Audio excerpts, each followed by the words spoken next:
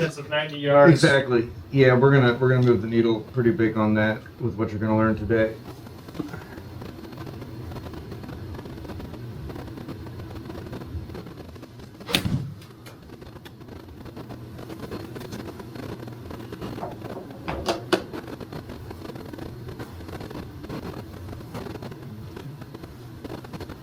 You got a couple more, 2 or 3 more. There you go.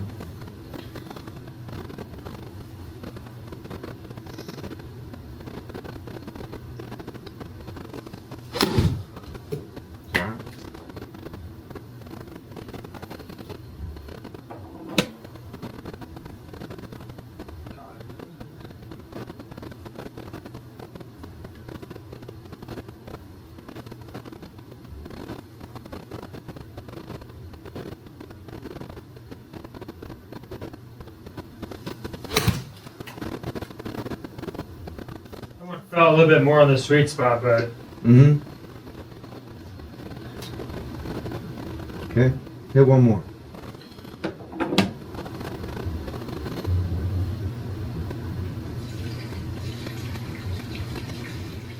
Might need to move that a little closer to the box. Perfect. Move back just a little bit. Back towards me. Likes to live about a ½ inch behind the sensor. Yeah. So, there you go. there we are. Mm-hmm.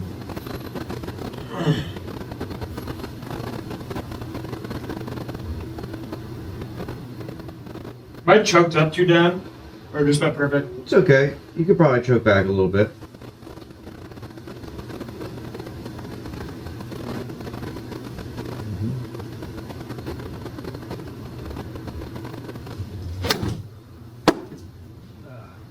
Okay. So, let me ask you a couple things. Well, actually, that'll reveal. Let's switch seats for a second. So, we learned the macro concepts in the club head leading last time.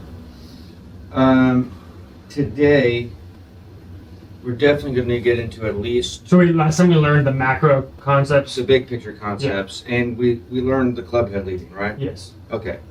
But I don't think we learned fundamental number 2, fire from the top. Does that ring a bell? Mm. I don't think so. Okay. So this is going to move the needle on the distance, and we're also going to utilize this to tell the story about the head lifting and all that jazz. So it's fire from the top. Is your big term? That's the title. That's the title. It's where peak acceleration comes from in the golf swing. Yeah. Okay. When you put the power into the swing is much more important than how much. How much is kind of like, how much power, how much exertion do you put in when you shoot a basketball, Right. Throw a baseball? There's a little bit, there's a snap to it. So that's what we're talking about with the fire. When do we put the snap into the golf club? We've already learned that the power, the snap, we don't want it to come from the body. We want it to come into the club. Yes. And the club carries our body around. Okay, great. And when you start to do this, if there's any hurdles, then I'm really going to see them. Yeah. Which is great. And then we'll work them out. So this fundamental tends to put a spotlight on any of the swing thoughts that may be roaming around that you weren't able to verbalize. They'll start to. We'll see them in just a second if they're there. So now before I even tell you this story, let's talk about the head coming up because it's going to explain a lot. So if you take a picture of a golfer post impact, they're usually something like that. Mm-hmm. Their head is still facing down. But if you notice, all golfers, and yourself included, at the end of the swing, your head is not down. Yeah. It's at the target because you got to see the ball, find it, hit it, right? So the reason that the head looks like it's down is quite simply because the head doesn't have enough. You're swinging the club so fast past your face that it stays down. So the reason that golfers lift their head is because they're not putting enough speed into the club, enough relief.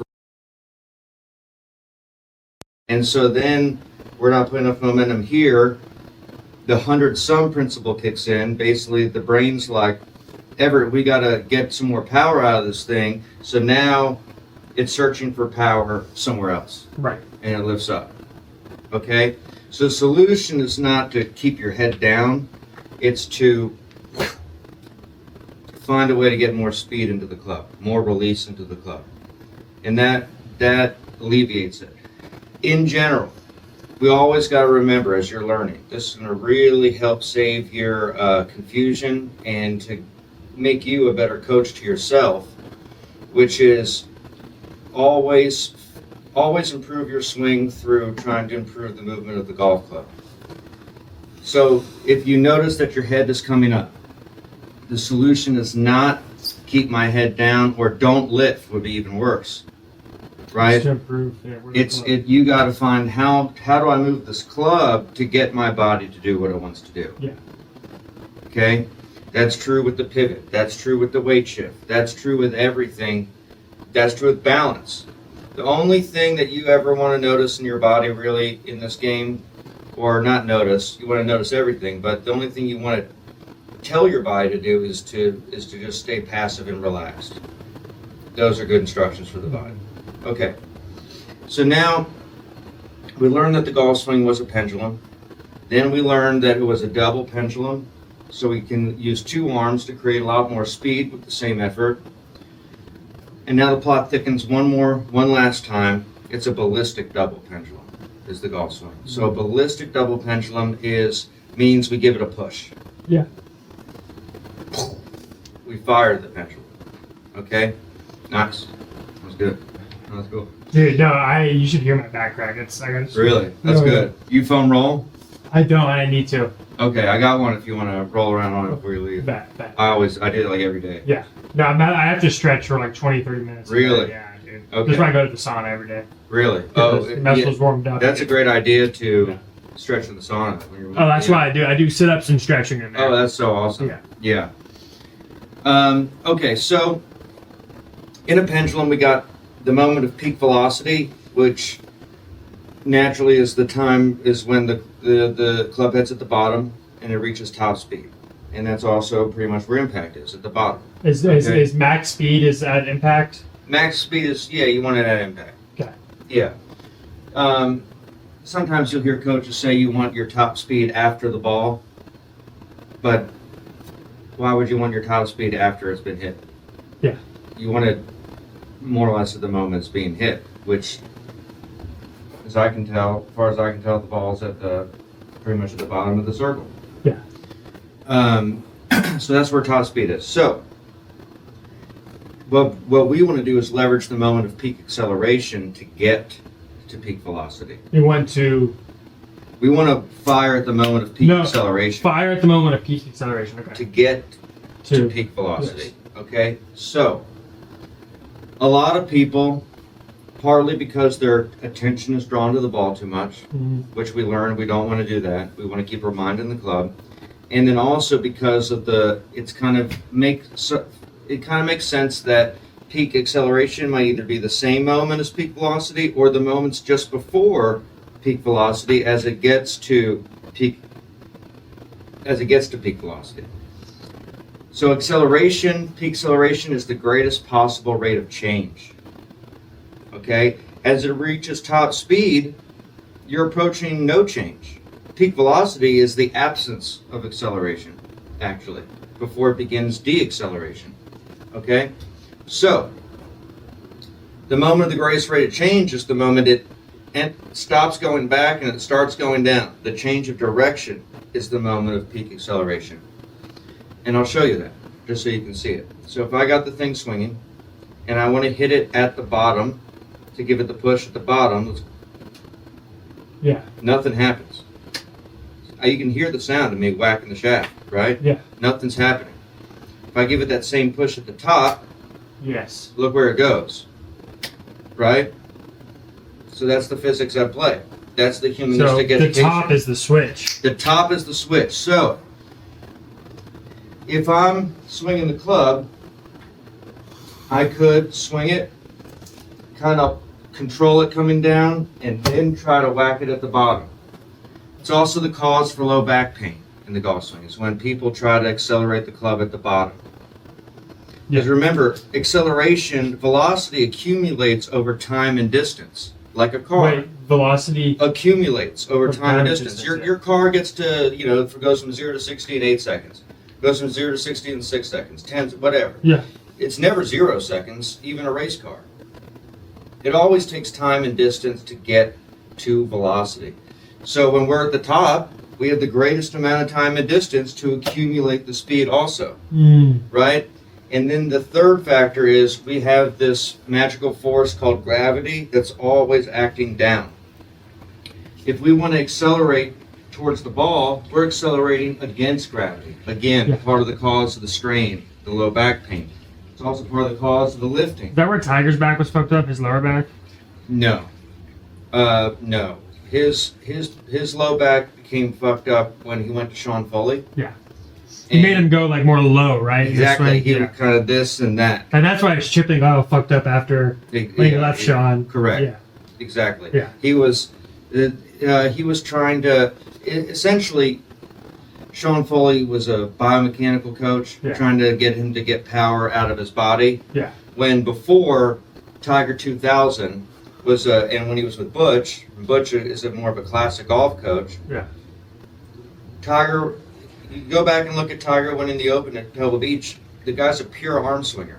Yeah. Pure fucking arm swinger. Yeah, he's pivoting, right, a lot, but he's pivoting because he's swinging the club 130 miles per hour. Right? So his pivot kicks in. Now Berkshire, his foot leaves, but he's swinging the club 150 miles per hour. That guy's so... Right? If we were swinging the club 80 miles per hour, the pivot would be a lot less. Yeah. The pivot's always responding how fast you're swinging. Exactly. So then people look at Tiger with his hips, they're like, oh, his power must come from there. No, it's responding to how freaking fast he's moving the club with his hands and his arms. He's actually pretty dang stable and balanced, Tiger 2000. That's why he was the best. Then he went to Hank, and Hank is a club coach, like Butch, but Hank is a freaking weird club coach. He coaches crazy ass shit with the club. Yeah. It's not fundamental. It's his version. version. All Butch teaches is L to L. L to L. That's all the Harmons teach. L to L. Which is what? Exactly what we're talking about. Just making a basic double pendulum motion. They don't go through, probably explain all the science and stuff. But anyway, they're good coaches because of that. They keep it real simple. So that's what Tiger was doing. Tiger was working on container number 3, which is the pause drill. We'll get to that later. That's not necessary right now. But it was all about pause drill. The pause container is the container that really gets you to understand fire from the top. Yes. So that's what Tiger was working on, and also getting the arms down in front of him instead of because Tiger. And then your body can lead you. So Tiger, before he saw Butch in like Tiger 97, he was at risk for ripping his knee out before he saw Butch because he was really. He did have a lot of leg drive at that time. He also was less accurate. Yeah. When he was with Butch, he was the most accurate he ever was in his career. He was always a bit of a scrambler, but that's okay. With Hank, he was a full-blown scrambler. His irons were he's off the tee. All the tee. He couldn't freaking hit a barn. Yeah. His irons were still good. And he was the best iron player in the world. Exactly. Yeah. He was like a 2 or 3 feet, like closer to the pin over the course of a year on tour than like the second best. Exactly. Like it was crazy. It was crazy. His putting was also really good when he was with Hank, but he was seeing Marius, my mentor for putting at the time. So the moral of the story is when we get to the top, this is the moment we focus on the switch. Fire the club head there. And when we fire the club head there, see now it's animating the body all the way through. If we're swinging easy and we're not either consciously firing the pendulum or we're trying to get too much control. This is why I'm always talking about you got to pursue distance to get accuracy. You can't pursue accuracy to get anything in golf. So if we're trying to control it, we're concerned the ball's going off the right, we're trying to control the club face, we get to here, we're nice and controlled, and then we kind of have, oh shit, I got to put some distance into this. You know, who knows what's going to happen. No, you have to you see what I'm saying? Start it at the... You got to start at the top, right? And so, yeah, perfect, let's switch. So, Wait, I was looking at my watch. oh, you were? Okay, no, good. No, that's what good. did you have to say? No, that's it. That's kind of what I had to say. Can I see you have a couple like exaggerated swings almost putting into action or just in general? Sure, yeah. Just because I am an auditorial and yeah, visual. Okay, cool. Yeah, visual learner as well. I don't demonstrate a lot because you don't want I don't want people getting caught up in my swing. Yes. You know, because I am an accomplished player and all that, and so I don't want anybody getting intimidated. No, I got you. You know, but sure. So here's one where I'm going to not fire at the top.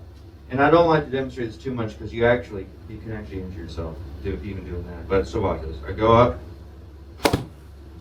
You see that? Yeah, you fired at the bottom. Fire at the bottom. You saw that, right? And then it looked all janky and weird. Yeah.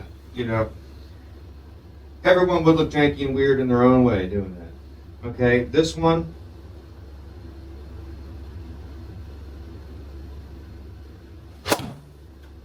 You fired at the top there. Fired at the top. Look how much more balanced and smooth it looked. You know, so that's also why they say swing easy. They're looking at the pictures. Swinging easy is a result of having good physics. Yeah. It's not actually you're swinging easy. You're actually trying to hit the ball pretty damn hard. I hit every shot as hard as I can. I don't swing easy. Yeah. Freddie Couples, the smoothest guy maybe ever. Mm-hmm. You listen to an interview. What does he say? Maybe he's talking to Charlie Reimer. He goes, Charlie, you know, I know it looks like I'm real smooth, but I'm actually hitting the ball as hard as I freaking can every time. And they're like, what? And look at Freddie. He just stands there. He doesn't make hardly any shoulder turn. Now that that's right or wrong. Just means the power's not in this. And then he gets it up there. He barely moves. And then he just whacks it. You know. But he starts at the top. Yeah, all the pros do. You can. Cam Young is insane. Well, but he pauses at the top of his swing. He pauses at the top, but you can tell he's loading up though. Correct, which is part of the pause container. So the guys that pause at the top of their swing, that's a deeper conversation, but they utilize that to get them to make a correct downswing because he's actually winded up so much on his backswing that if he didn't pause, he uses pause on top to kind of overcome some of his backswing flaws. Actually. Oh, nice. Actually. He kicked ass this last week. Really? Did he? He won by like 7 strokes. What tournament? Trump Doral, Miami. Oh, sick. Scotty, 3 straight solo seconds. Wow. I'm glad they're back at the Blue Monster. That's a good tour venue. I played that course a couple times. Did you like it? Yeah, it was cool. It was cool. I played that in a junior tournament, and I played Sawgrass in a junior tournament. And it just, you know, it wasn't, I played it in both of those in the middle of winter. So it wasn't quite tour setup. You know what I mean? And your game as a winter kid probably was not in the best shape. Correct. You got it, dude. Being from Maryland, exactly. So it was just nice to be somewhere playing golf. Exactly. Yeah. You know, they were invite tournaments, so it was cool to be international and stuff. So it was fun playing with kids from all over. I was kind of on the down. A little bit. You felt it now, right? Yeah. Great. See, that's you being your own coach. All I do is bring your attention. There you go. See, that was better. It pulled you around. I muted a little out of the zone. Oh, no, there you go. You're good. Okay.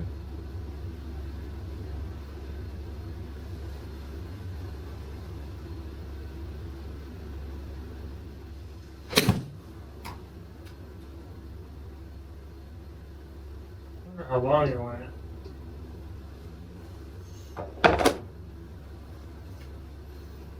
So now I want you to really put the snap fire from the top into the club head. into the club head. into the club head. Accelerate the club head from the top.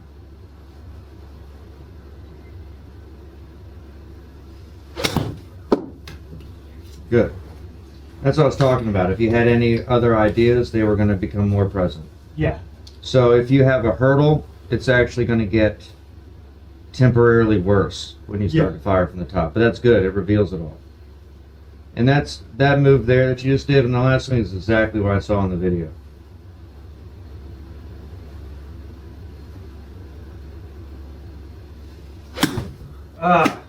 That's okay. Just hit one more. And then stay up there. I'm gonna come in and do a little bit of coaching.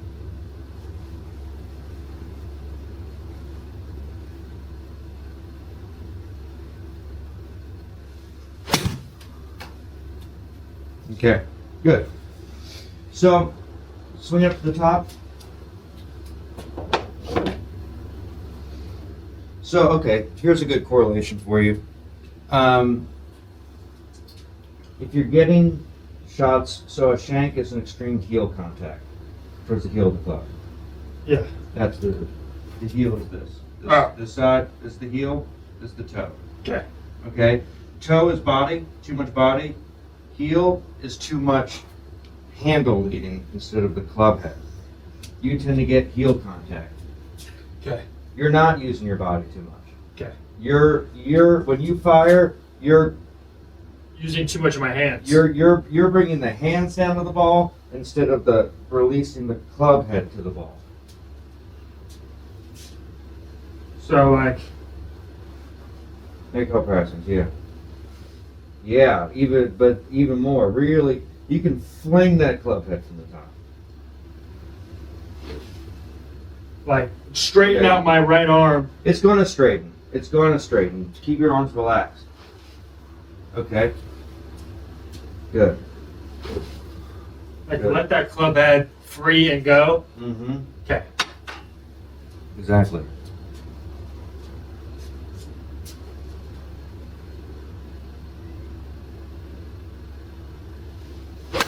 Oh, That's okay. what was that? Was that a toe or heel? That was way heel. Way heel. Why did it freeze?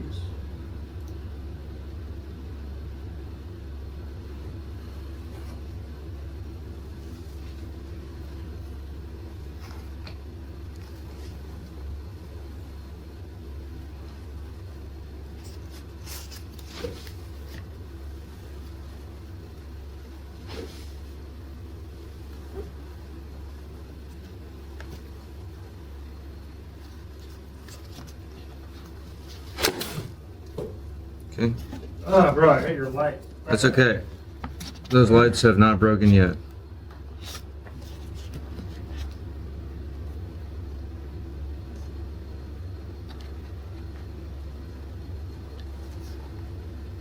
Okay. Go ahead, one more.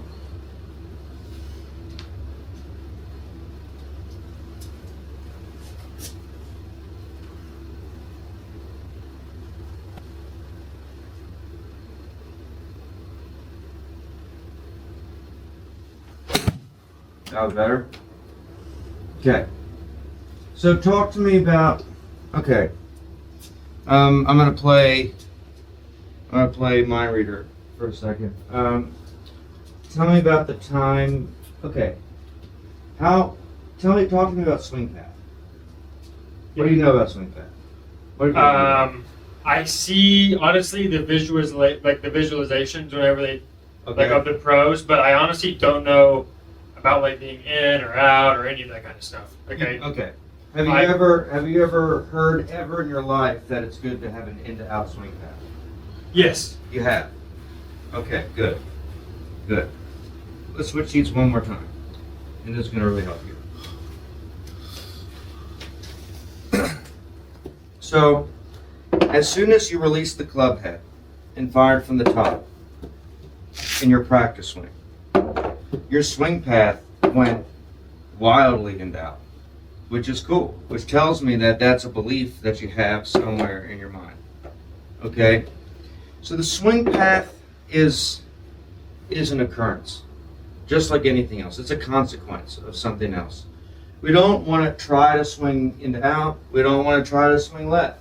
Because a lot of people come in and they're like, well, I heard you got to exit left. Okay? You don't want to try to swing straight. Yeah. You want to just try to swing. Yeah.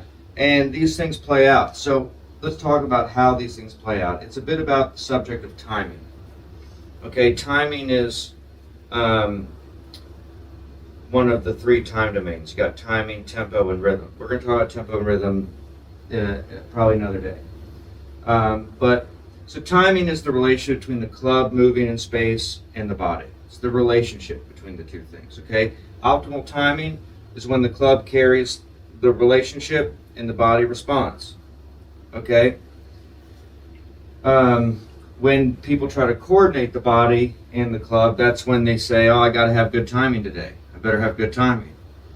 We don't want that. We want a sort of a master responder relationship. Okay, which we already know. Okay, but look, the swing's on the side address of the ball. Okay, so as it swings back and you're at the top, if I were to bring the club down, it's coming from the inside. It squares up, and then after the ball, it swings back around to the left on its own. I'm not yanking it in any old direction. Okay. When I became actually a better player, and I had a lot of leg drive, a weak grip at the time, partly because when I was 13, I really started taking between the age of 13 and 14, the only time I ever took golf lessons in my life, consistently. Yeah. About a year and a half.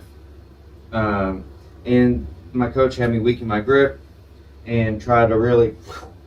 So I ended up developing a really into out club pad. They got my club stuck, and then boom, and I played a big old low hook.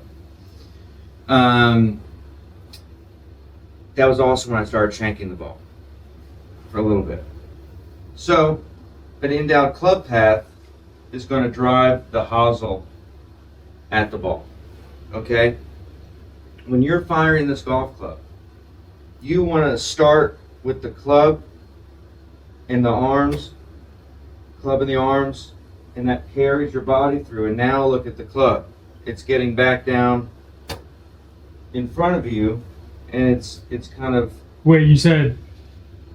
Wait, repeat. Like, well. You're trying to bring this club back down. Yes. In front of you. Look at the motion blur of my golf club. You can probably see that. It's pretty neutral. Okay, so part of this is your old idea of this, getting the club here and swinging out to the right. You need to find a way to lose that idea. Lose that idea. What could we say that could replace that idea? Well, I've heard of in and out, like of them talking about it on TV, but I was never actively like thinking of doing it in my head. So then I'm wondering why you're doing it then. So, because you're not driving your legs too much. Let's just come up here on the mat with me.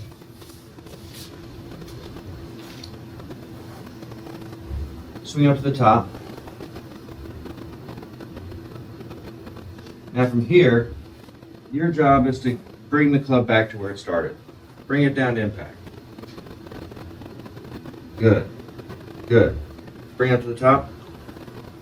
Start bringing it down to impact. Okay? Go back and look at the club at the top as you bring it down to impact. Look at your hands. Bring it down to impact. See it again. See yourself slowly. Okay? So what was the first motion from here? Like going down like that? Mm-hmm. Was it the handle or the club head? The handle. It was the handle, wasn't it? And it needs to be the club head. It needs to be the club head. So what do you have to do? Yeah, you want to set the club head into motion and bring that down to the ball. So you're how do I have it lead without my hands like fucking with the club too much? Great question. Because like I feel like if I'm trying to have that club head actually lead here, I'm gonna be like, do this. You'll only do that if you resist everything. You only casting. Oh, I think I just got it. You just got it right. Yeah. So that's what you're talking about is, they call it casting, right? Where a golfer goes like this. Yeah. You gotta stall your arms, stall everything to cast. Nobody casts. Yeah. It's like almost impossible to cast. So that's all that's about. Can you record?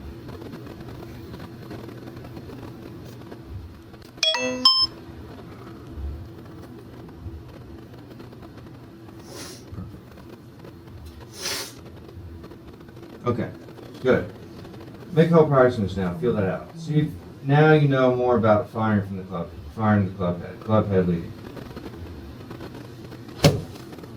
More. You can fling the club head. There you go. There you go. Really release the club head. Good. Did you feel the hips want to drive first in that? Yeah, a little bit. Yeah, you want to release the club head, let it, so you fire from the top, and you let it go. Everything else Let follows. it go, and then, yeah, you're going to feel the pivot more after impact, subconsciously, of course. So you really put all your attention right now in flinging that club head from the top. Let's see what happens. Good. There you go. But why is it still out there to the right? Because we still have another hurdle Yeah. to go. Just, I want you to hit a good five to 8 balls here now. And all I want you to focus on is firing the club head more and more and more. Pedal down mentality. You can make a practice between each one if you want or whatever. Just try to really feel it out. Don't let it, that was at the bottom. Fling that club head from the top. There you go. More. There. Now bring that to the ball. Bring your thought to the club. Good.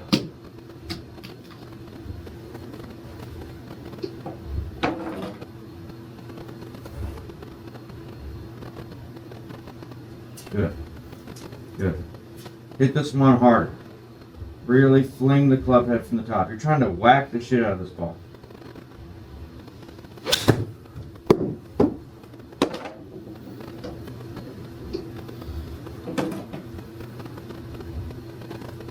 Ugh, 71 yards. That's okay. Don't worry about any of that. Once we get our handle on this, Everett, you're going to hit your 9-iron between 135 and 145 yards, like everybody, you know.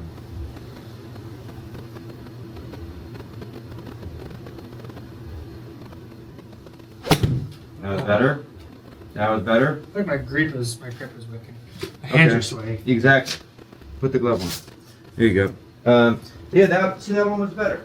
So, anytime you learn something new and you're trying to implement it, really, I wouldn't think anything about any result until at least the 8th swing. 8 is the number of transformation. So, that's just kind of encoded into reality. Yeah. It's if you're hip to numbers. Fling this club head from the top. Your job is to repeat the thoughts no matter what the result is, and keep the pedal down.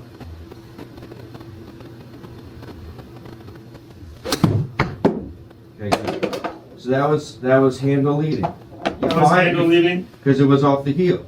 Yeah. So that correlation is going to ring true. So then what I would be doing is, okay, I saw that, I know the feedback.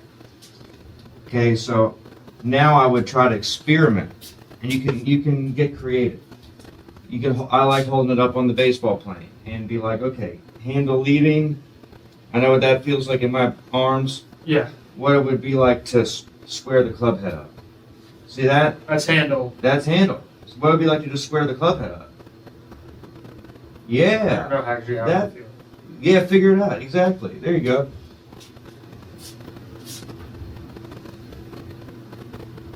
There you go. But see, right here, Mm-hmm. it's behind. What do you mean? Like, well, is the club head not behind the hands here? Aren't the club head always supposed to be leading? That's what's trippy about. I get it. Okay, good. See, this is what I mean. This is perfect. So those are the other ideas. So you're talking about forward shaft length and impact. Basically, you see a picture of a pro or whatever, and they're here at address and they're here at impact. Is that what you're talking about? Kind of. It's hard to keep the club head, like, the thought of the club head always leading. Mhm. But when I guess, like, right here, because aren't the hands technically leading? Like, before impact? Like,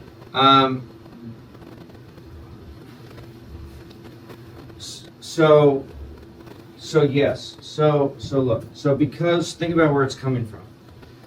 So you're coming from a hinged position, more or less, right? A set wrist. So as I fire the club head, I'm putting the energy into the club head first, and it's going to take all the way to the bottom and then past impact for the club head to eventually pass. Because think about it, the club head's traveling a bigger circle than your hands. Right. So it's going to be behind us. It's going to be behind until it gets past. Yes. It doesn't mean you're pulling the hands forward. Yes. It's just the interplay of these things. That's the timing also. Now, Right? how on my swing today, something I've been forgetting about too is like, I feel like I have not been following through at all like I did, or like we tried to work on last time, you know? This is all about this. So once you learn to fling that club and let it go, that's all going to take care of itself.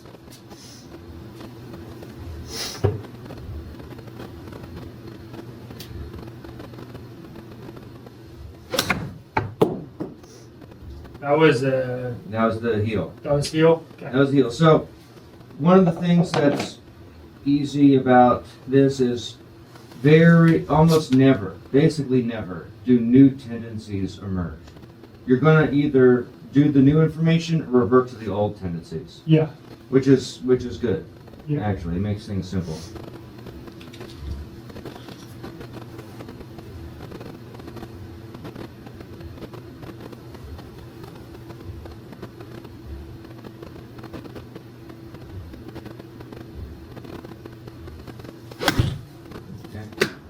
Another heel. I felt it. Another heel. Good. Good. Just keep trying to figure out how to animate this club head. How can we release the club head? Swing the arms and release the club head.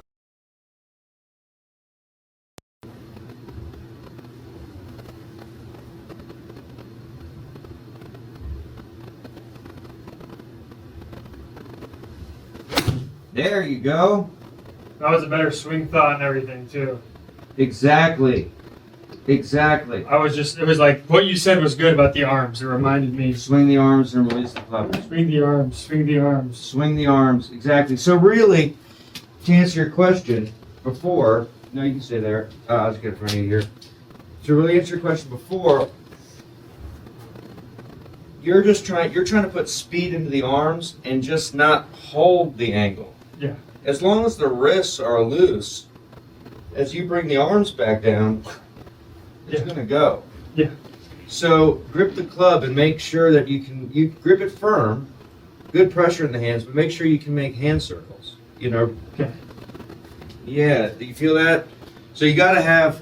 That's what they mean by having a loose grip. It's not really about not gripping the club lightly. You want to grip it pretty strong, actually. Yeah. You wouldn't make it your good. Exactly. Yeah. That's right. That's totally right. Freaking yeah. Okay, repeat that thought that you had in the last one. That's all right. That was a heel, right? I think It so. was a heel and a thin. So if it's thin, it's all related. It's all related. Okay. So if it's So thin, it's thin right here. the bottom of the club. Yeah. Exactly. So why would we catch it thin? We're going to catch it thin if the club head's not releasing. When we let the club fully release, it restores the radius of the swing, right? If we're holding on to it, we don't return the radius. We catch it thin.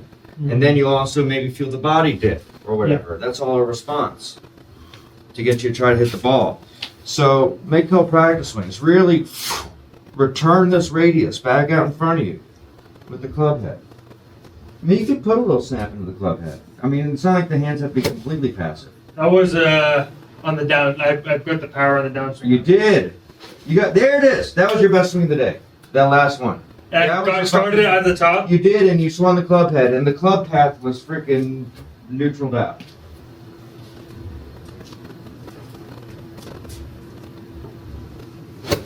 There you go. All those are way, way, way, way better. Now carry that same intention here.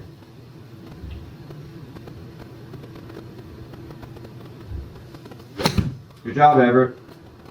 Good job. Good job.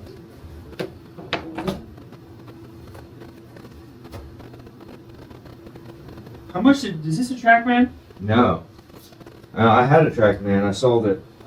This is a launch box. This retails for like $2,500 or $3,000. It's pretty inexpensive relative to the market, right? Yeah. How much do those TrackMans those guys have on tour cost? What are the range? Like 30 G's? 27 grand. This thing is. So TrackMan has a little bit more data parameters. Yeah. Nobody needs those. Club fitters use them. The way I fit clubs, I don't even need those data parameters to fit clubs. This launch box is actually better indoors than a TrackMan would be. A TrackMan would be radar. Yeah. A TrackMan we'd have to put back here, which I hate that. Because why do you want something? I don't want a big orange box in my backswing. Yeah.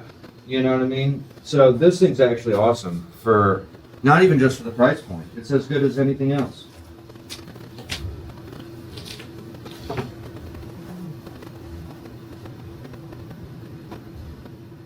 And we'll go over it, I'm sure, at some point, but like my grip, my shaft alignment, I feel like.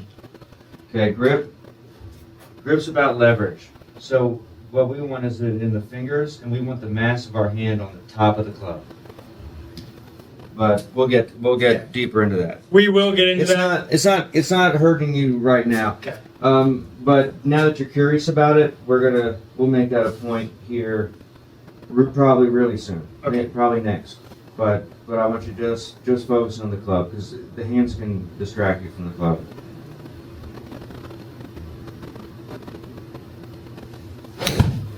Okay, better. It was better off, like felt better leaving the club head. I felt like I just kind of stopped that impact.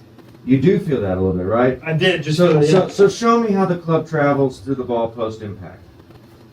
supposed to. What should it do? Yeah, exactly. Okay, go real slow. Okay, you see how the face just moved? Yeah. Now do this demonstration for yourself. Watch this. Stabilize the fulcrum and just make a single pendulum, make a pendulum motion, and look at the club face when it's in a dress position. Get in your golf position. Let the club go down. Good. Now hold the club here. Watch this. Take your hands off it. I'll do it for you. You can see it. I'm making a pendulum. Look at the club face. Yes. It Closes coming up. closes a lot. Look at that. And it's supposed to. It has to. Anything else is fighting the physics. The club head lines up at impact more or less, but there is not a single instant in the golf swing where the club face angle is being maintained in a straight line. Right. Not one single instant. It's always the club face is. How do I turn it afterwards with my arms, not my hands? You let it go with your wrists. So yeah, just let it do its thing. Let it do its thing. Watch as I do it. This will help you. So look, if I'm just kind of letting the club head go. Look what my hands do. They turn over naturally just by me following the energy of the club. That's what they do. That's what they do. Yeah. You feel that? Perfect. Perfect. And you see, that's actually a nice, comfortable, relaxed feeling in your arm. Yes. Yeah. So golfers, that's one of the hurdles that golfers face is when they try to keep the club face straight, they're fighting the physics. Yes. And you need to feel comfortable in letting it Let it go. let it go. Do its thing like this. Exactly.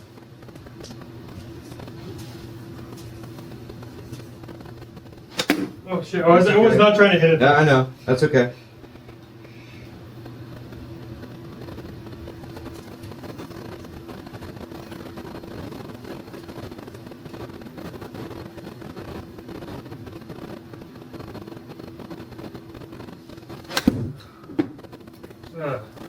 Okay. That was a toe. That was the heel. It's That was the always heel? the heel. It's always the heel. You not hit one ball off the toe, which is good. It's good. You don't have two things going on.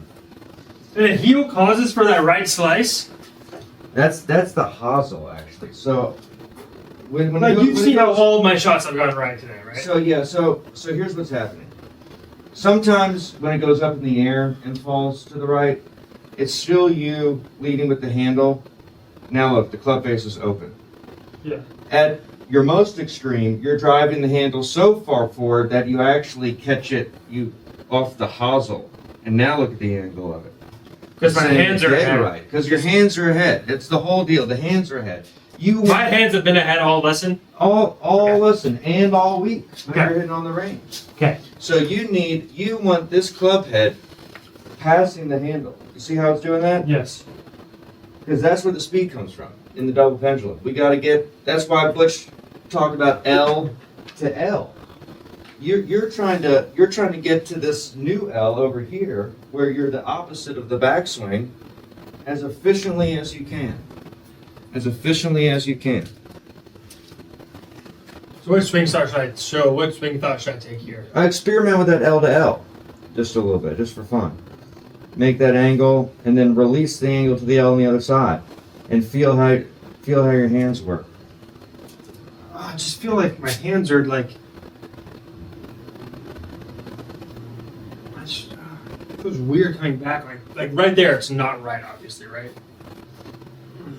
Set the angle of the club, and then release it, and then get it to the other side.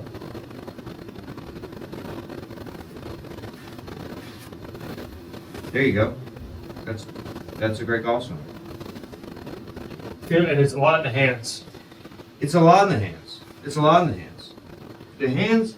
The hands have to work in the game of golf to be a good golfer. They have to. Yeah. It's very much a hands game. I'm gonna turn the air on a little bit.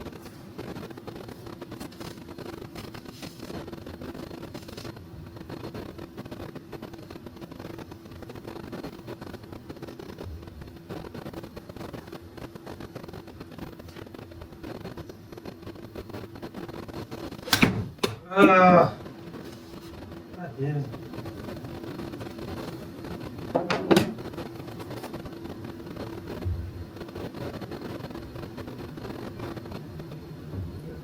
And one more, and then I'm gonna show you something. I'm gonna grab your pitching wedge.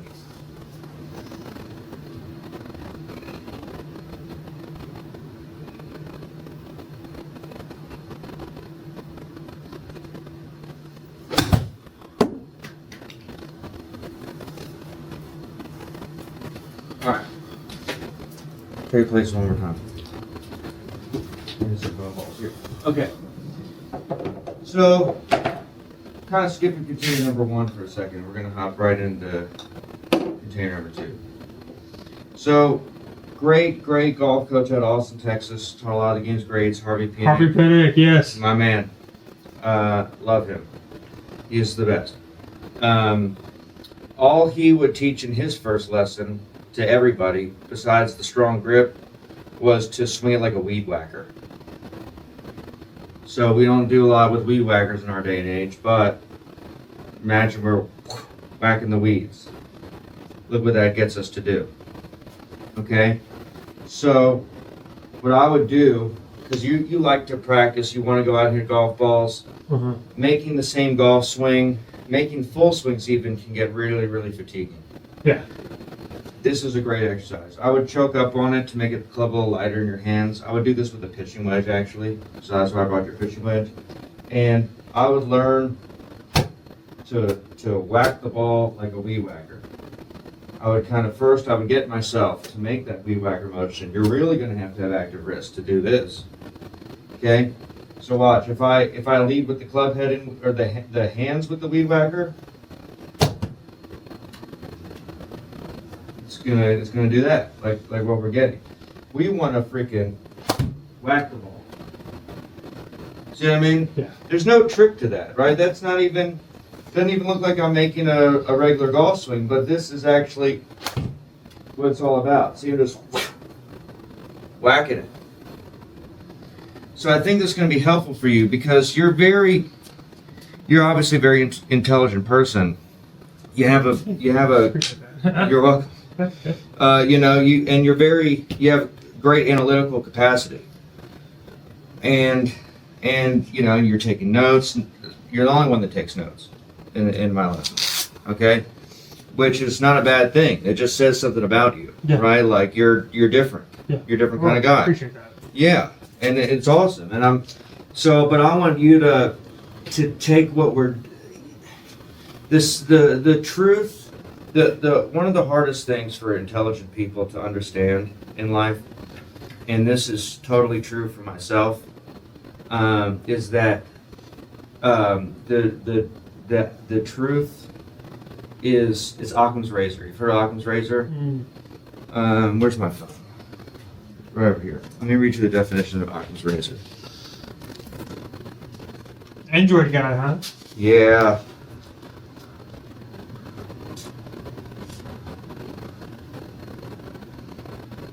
Because I do all my business in Google, so I got a Google phone because it just integrates better. Yeah.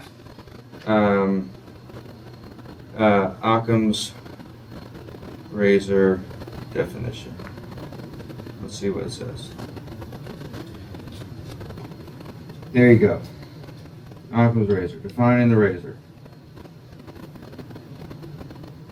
Philosophical and scientific problem-solving principle that at its core suggests that the simplest explanation is usually the correct one. The truth is always simple. But not diluted. Yeah. Right? So what we're talking about is the simple truth of golf, but it's not the watered-down version either. Right? And so I think as an intellectual person, we assume that the simple truth is watered down. And we're like, don't we know watered down shit? You know, give me the real fucking truth. Yeah. Surely there's more, right? Yeah. So it's not dumb it down, but it is. The truth is, it's actually we're swinging this motherfucker like a weed whacker. Yeah. See what I'm saying? So go ahead and start experimenting with this weed whacker business and see what you can come up with. Definitely gonna need your help on it, like. Make a weed whacker motion. Whack it. There you go. That's it. You did it. You did it. That's the release of the club. There you go. Good. Now, I want you to go and spend 5 or 10 minutes whacking these foam balls. You're still firing from the top. It's a container. So you can pay attention to fire from the top. You can pay attention to the release. Whatever you want to do. There you go. Make a little... Your arms can still swing a little bit in it, but you're doing a good job containing them.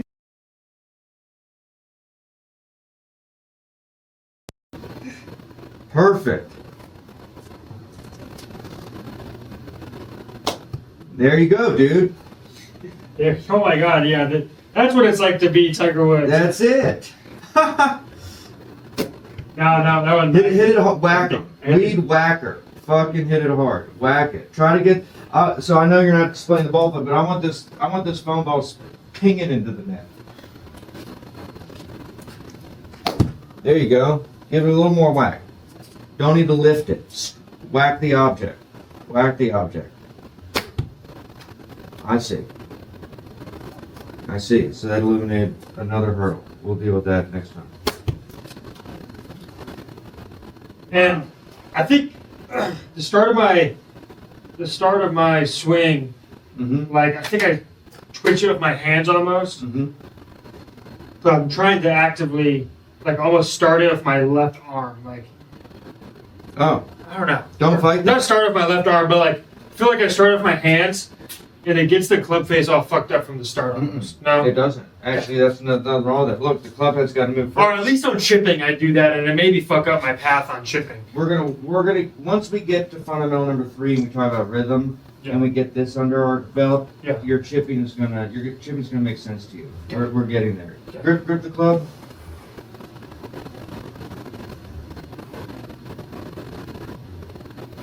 See how I move the club first? Look what happened to your wrist.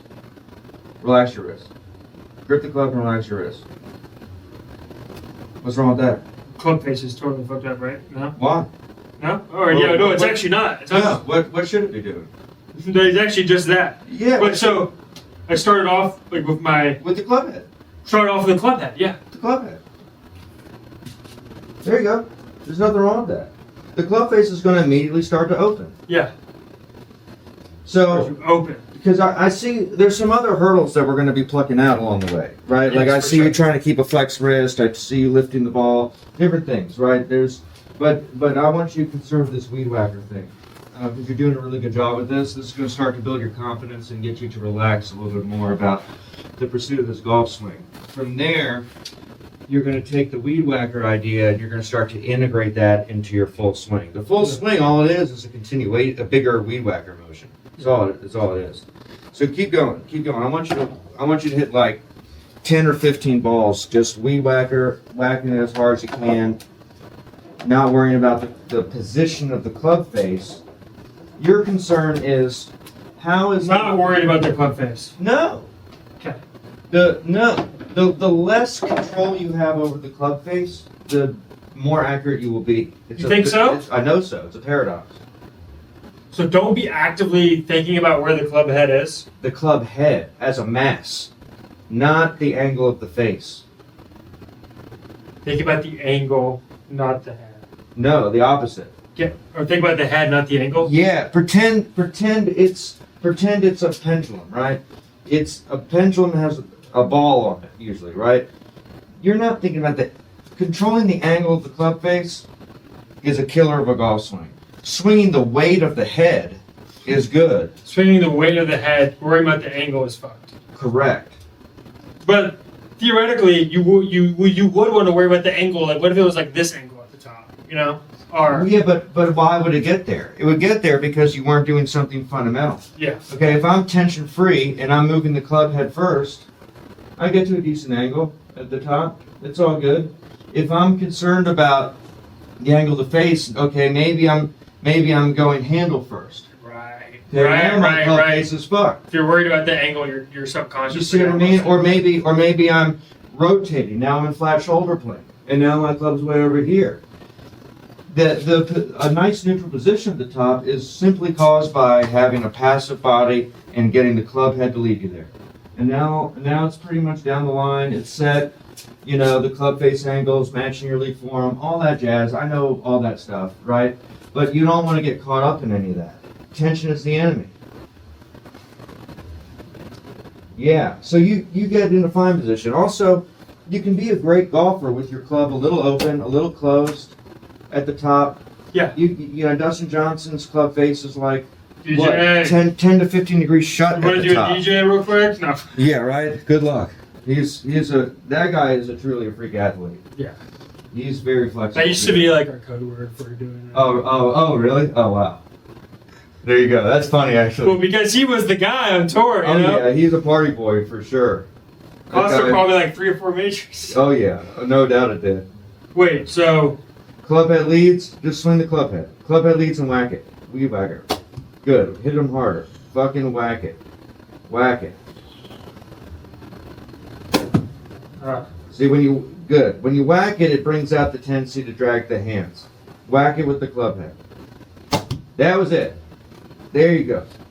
There you go. Repeat that phrase. Whack it with the club head. There you go. Good.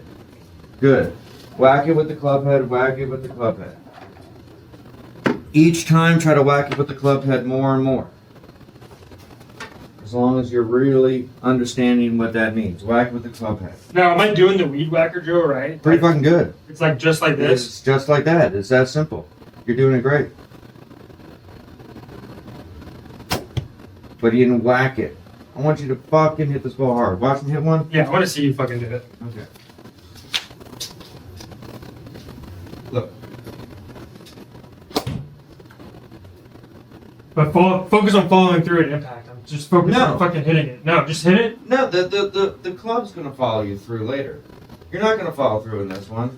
The club's not carrying you there. If you were to let this thing go, it's gonna pull you up.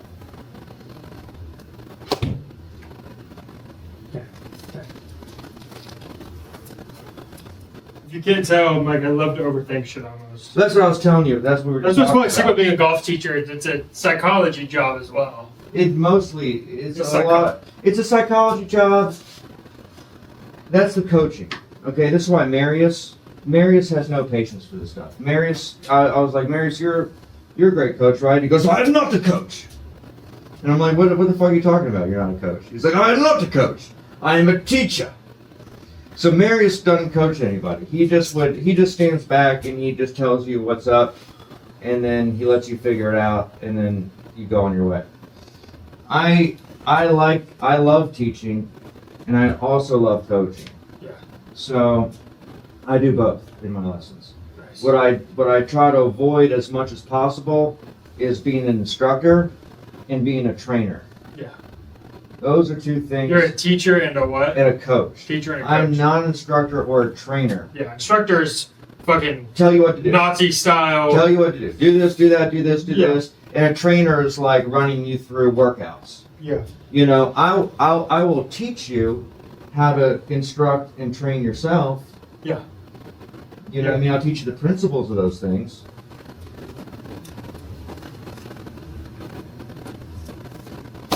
Better. And it just naturally led me. Exactly. So golfers, dude, have strong forearms. Yes. And fucked up backs. Well, well, yes, they do, but that's new. Yeah. It's new. It's also like Sam Snead didn't have no fucked up back. yeah, but you see someone like Tiger though, like who was doing this in his garage from the time he was like 9 months old. Dude, like you do something like that millions of times, your whole fucking life, every day. Exactly. His being was to optimize a singular motion. That Correct. was like so. Of course, he's gonna have a fucked up back probably. That's true. Golf is, you know, it's very unilateral. Sorry, I like also getting into these side conversations. No, you're great, dude. I love it. Nice, dude. Keep whacking them harder. Give me the hit. There. That was my favorite one by far, dude. Let's go. It felt good, right? Yeah, it did feel good. Right in the middle of the club face. There you go, dude. There you go. Fuck. That's how you hit a golf ball. So now go and make a full swing and whack it from the top. That weed whacker, that just occurs at the top. And you let it go. There you go. Healed it. I could feel it. But That's okay. That's okay. So now when you're practicing, you can kind of hit a couple weed whackers. Be like, okay, I got my handle on that. Then maybe you make a practice swing or two that is a full swing, and then you're like, okay, now I'm feeling the weed whacker, just a bigger weed whacker. See how I'm basically still just doing a weed whacker from the top. Yeah. You know, and then you go hit a couple golf shots like that. You see what happens. Good, bad, or indifferent. Who knows? Then maybe go back to a couple more little smaller weed whackers. Maybe you lose it for a second. You're like, okay, that's just the old thing. No big deal. What was the thought that was producing my good ones? Get back into the thought. Whack a couple more, and you're good to go. Yeah. When you're practicing outside and you're doing this, make sure you're always hunting for really good lies. Do not be practicing no weed whacker out of barren grass. If you gotta put it on a small tee because the range is dead, do that. Yeah. Okay.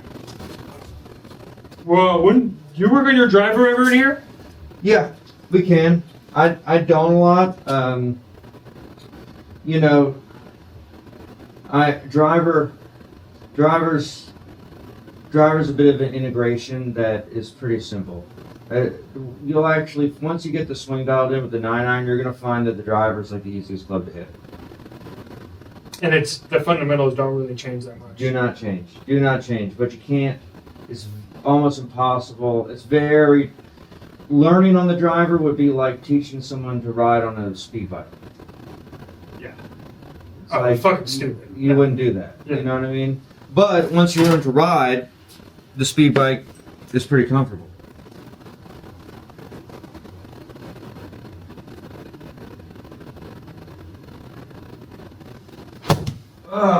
Good. Could feel I towed that. Yeah, you feel the resistance to the whack. Yes. You want to question, what is that about? Why do I not feel comfortable with whacking it? What are those ideas? Am I slowing down? Yeah, Yeah. it's all related to the idea of control. Watch me hit one more. Yeah. Watch me hit one more. look at how much do I look like I'm trying to control the club face? Okay, I'll hit a one weed whacker and then one full swing. Weed whacker. Okay? How much was I trying to control the club face there? Not at all. Fucking nothing, right? You saw that, right? Yeah. Now watch me hit a full swing. Boom.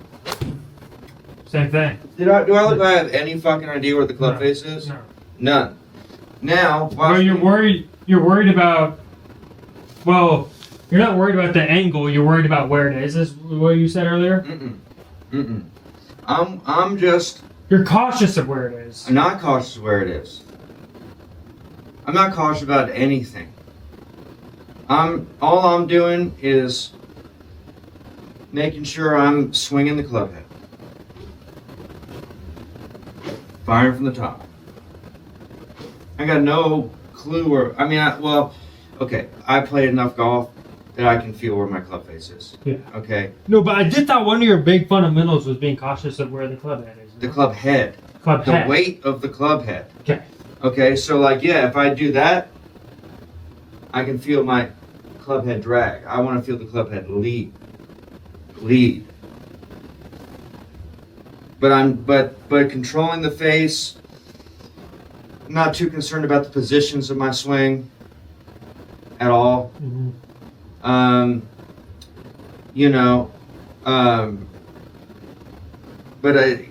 So I mean, I'm concerned about a couple of different things in my swing. We don't need to get into all that now, but there's no control. If I start to control it and I weed whack it, see, I'm slowing it down. I tried to control it. I tried to gain agency over the moment at the bottom. Yeah. We don't want to gain agency at the moment at the bottom. Yeah. The subconscious has agency at the moment at the bottom, and it actually will perform really, really well.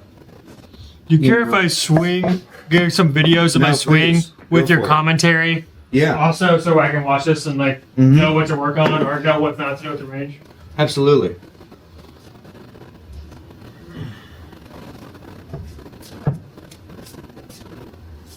Weed whacker, whack it hard. Good. Of that too. A little bit. Whack it hard. Let it be free. Do this in the small weed whackers. Just watch yourself. Just give it that big, real. That's a good motion. Good motion, yes. But I want you I'm to not hit it whacking it. harder. Whack it. I just got to load up at the top. No, you got to just swing harder. You got to hit it hard. There. That was the best one by far. Look at that. Whack it as hard as you can. You can't whack it too hard. Good, dude. So look, that last weed whacker went 70 yards. Wow. Just doing that. See what I mean? Yeah. So that's your distance, right? It's just, Speed. that's the speed. Where's the speed coming from? That snap of the wrist. But I'm not loading at the top, which is where I thought it came from, no? You're still firing from the top. Okay. The top is wherever the backswing ends. Okay. Doesn't necessarily mean So you I'm, always make it. even if I'm doing it right here, You're it's still it's firing fucking from the loading top. up right You're here. still loading and you're still firing from the top. Okay. The top is just wherever the backswing ends. So that could be here, that could be here, that could be here. Does not matter.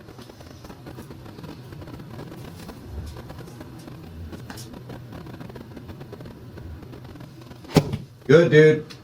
Job. Ooh, I towed it. A little bit. Don't worry about the follow through. Just swing this club and it's going to animate the follow through. Get back into whacking it. Nice job. Whack it a little harder though.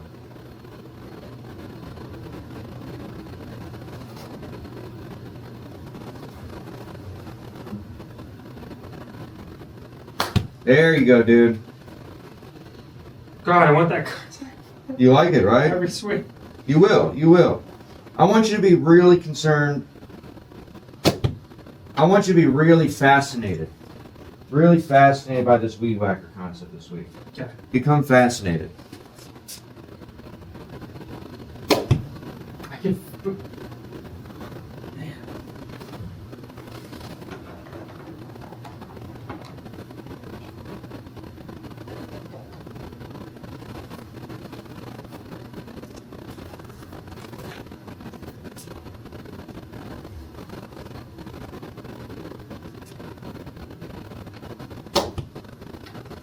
Fucking hit it. Little, yeah, man. There you go.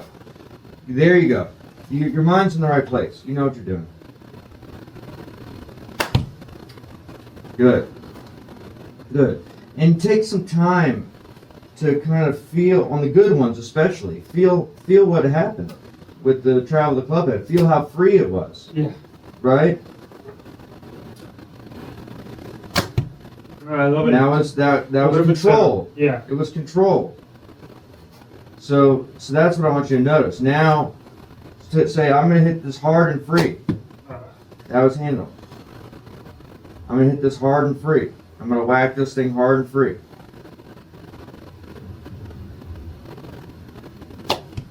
Good. Make it a little bit bigger, weed whacker. It can swing a little. Still, don't be too concerned about how big it is. There you go. There you go. No, remember what the wrist did. Don't let it be just hitting the ball. Notice, notice, notice. There you go. Yes? Yes. Okay. Yes. Good deal, man. Good deal. You don't have to pick him up. Oh, I got you, man. Thank you. Yeah, I want you to be fascinated by this weed whacker, and I want you to... I think I'm also going to try to play 18 before I come back next. Tell you what my... I wouldn't recommend it. Really? No. You can. You can, but I would, Focus on the drill? I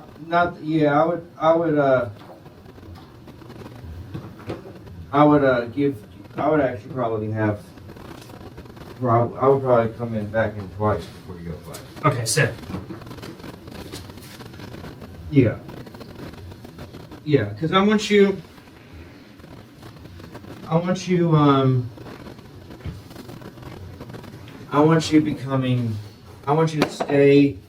to stay curious, stay fascinated. Okay, so, you can write this down. The main things are,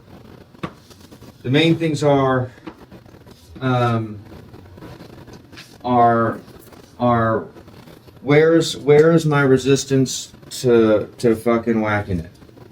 Where am I trying to gain control where I don't need to gain control?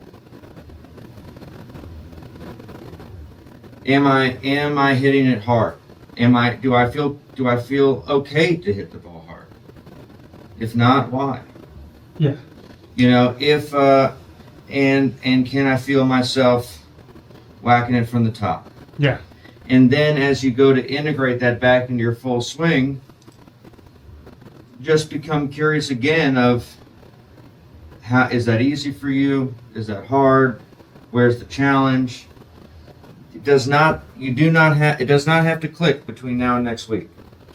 Or whenever I see you next. It does not have to click. Do not put pressure on yourself to make it click.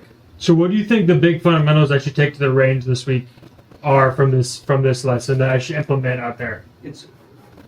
Now you know where the club face goes. Like swing thought wise. Swing. You want freedom in the club face. Freedom in the club face. My swing script would be swing the club head to the top and whack it from the top. Whack from the top. Whack it from the top. Now that you know what the whacker is, right? Because the pulling down the handle. And that comes from the fire from the top method. Fire from the top concept, yeah. Peak acceleration, you know. I say fire from the top, that's just a phrase, yeah. It's just a hook. But peak acceleration is at contact, but it starts... Peak velocity is at contact. Peak velocity, yes. Peak acceleration is the moment it changes directions. Which can be anywhere, right? That doesn't have to be on a full driver swing. That could be on a half 9 iron. You're still firing from the top. Yeah, and the peak acceleration starts at top. In that case, right? While peak velocity is at impact. Always. Well, that's the goal. That's the goal. The way to get to peak velocity at impact is to fire from the top. Okay. Okay, but you don't have to memorize all that. Yeah, no. I'm trying to think of like what to take to the range to whack it. Yes. Whack it. Practice the weed whacker. Tee it up on a little short tee, and I want you to get freaking 90 yards. Yeah. From the weed whacker. Yeah. you know. And then from there, we're actually probably going to go progress into that was container number 2. We're going to progress back into container number 1 next week with this, and that's really going to help you integrate all this. You know, it's good. That we're gonna get into container number 2 next week. You said We just did container number 2. Okay. Like sometimes I don't always tell the order. It's kind of like Pulp Fiction. You know what I mean? It's like the story's not always linear. You know. So it depends on what people need at a given time. You know? Yeah. I will. Let's master this swing, but I fucking twitch out of. I twitch out of my head because I hate the idea of like losing strokes because of the controllables, which I look at as like grip and alignment. We're gonna get into that really soon too. So so you want to go from an accomplished golfer, from where you're at, all the way to an accomplished golfer. Okay. Mm-hmm. Typically, from 0 to golfer, which is just like, okay, I'm going from, say I have a student that's never touched a golf club before, and then the goal is to get them to where they can actually play golf. Okay. It takes usually 8. 8 is the number of transformation. Okay. So don't get too ahead of yourself. Okay. You being a great golfer, you remember, you can do it because you desire it. Yes. Right? And I also see that potential in you. Okay? So we're going to get there. But we want to just, all you're trying to do is get to the fundamental level. Yes. All of that is going to come. This is only our second session. Right. So, you know, sometimes it happens in less than 8. Sometimes it happens in 10. Yeah. But remember, you're not paying for my time. Yeah. So it doesn't matter. Yeah. So you have no pressure on any of that. Yeah. It's part of why I do business the way I do, right? Yeah. I don't want people worried about all that stuff. Yeah. You know? So what I want you to do, right, is I want you to take this weed whacker. Remember, man, you know, this is a game that's supposed to be played. Last thought. Okay? Look at me do a weed whacker. Pretty good. How serious did that look to you? Like drunk uncle shit. Yeah. My man. Remember that. Yeah. Remember that. I want you to embody a little bit of that. The weed whacker is about mastering acceleration and velocity, essentially. It's a container. It can be whatever you want it to be. Right? So if it was about you relaxing your affect, not taking it too analytically and just realizing it's a simple ass fucking thing. It just whacking it with a stick. The game literally started with fucking drunk Scottish people, poor drunk Scottish people whacking pebbles with sticks on a beach. That is how golf started. You know, way before we understood any of this stuff. Yeah. You know, and they were having a great old time. Yeah. You know. Can I get a video of your place where I walk Oh, through? please. Please.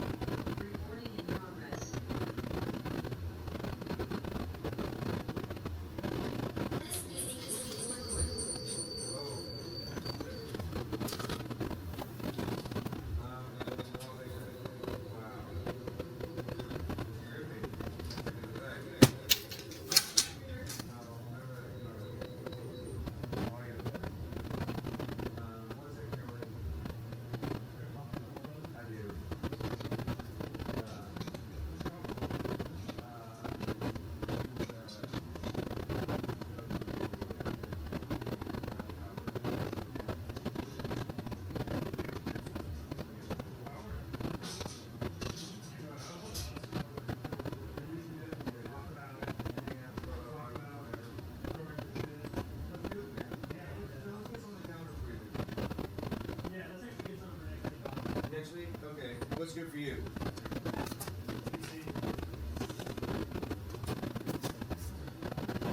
Miles, I might say my friends want to play golf this week, so I'm playing with them. I also would not mind having a score to be like, A baseline. yeah, like, yo, this is what I'm like at after 18 at Bridlewood.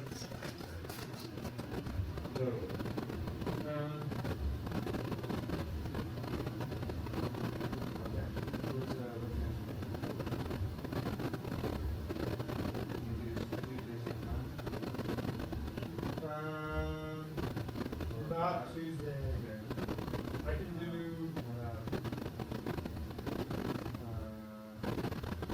Thursday. Thursday at 6.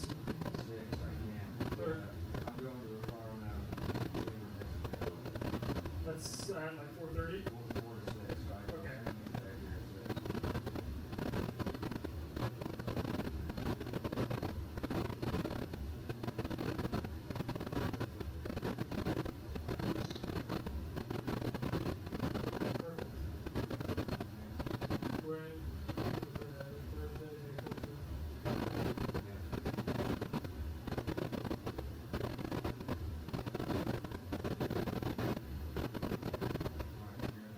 You also should